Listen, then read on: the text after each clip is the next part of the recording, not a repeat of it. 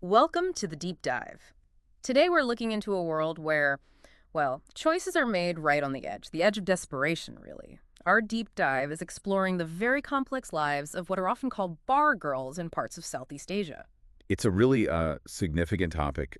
What our sources show is how stark poverty can push women from, quiet traditional homes straight into the bright, sometimes harsh neon light of city bars. Right.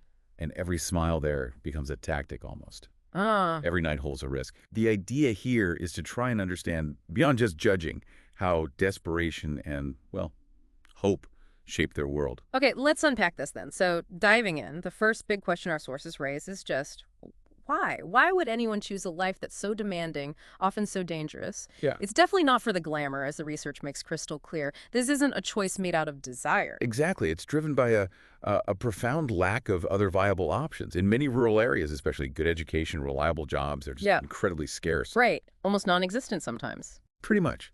So imagine a parent gets sick or a whole harvest fails.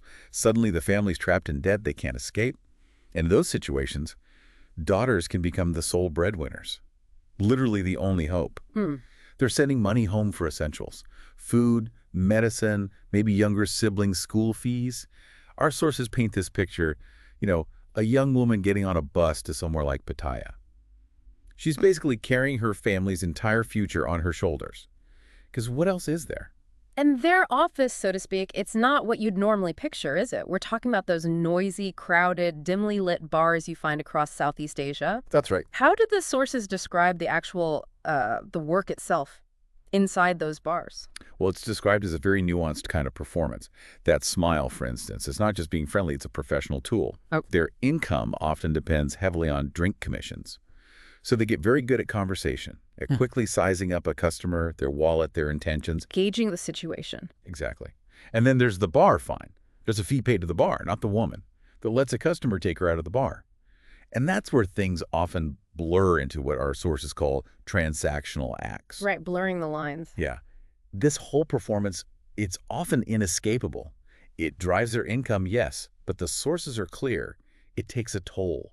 Erodes personal boundaries, creates huge emotional strain. It's clear the money they can make, it's often way more than they could earn back home in the village. But that sounds like a classic double-edged sword. What's the real cost, according to what we've read? Oh, the cost is steep, immense, really. You've got relentless pressure from family needs back home. It never stops. Then there's harassment, serious health risks, HIV, STIs, unwanted pregnancies. Yeah.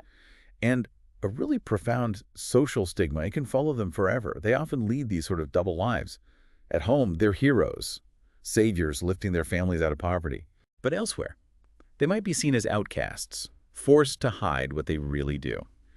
And this brings up a key question the sources grapple with. Are they victims or are they entrepreneurs? That's a tough one. And the answer, time and again, seems to be, well, often both. Economic need pushes so many over a line into sex work, maybe a line they never intended to cross. Right.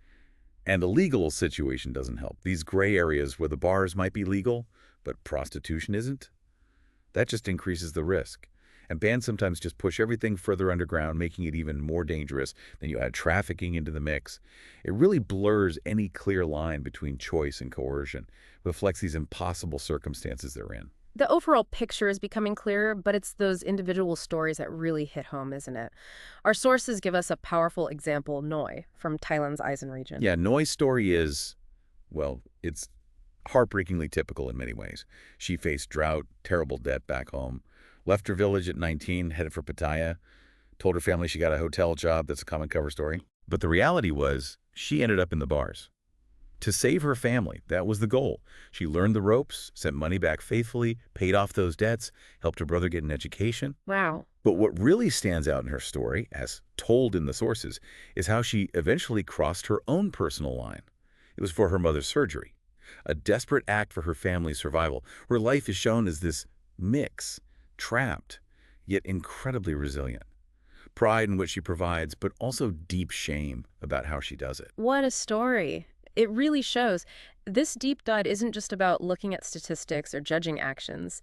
These stories shine a light on deep inequality, on how few choices some people truly have. These women are skilled survivors, really, navigating exploitation, caught between feeling empowered by the money and, well, coerced by circumstance. Exactly. And what's fascinating, or maybe sobering, is realizing that their sacrifices often sustain entire families, entire communities sometimes, within a system they didn't create.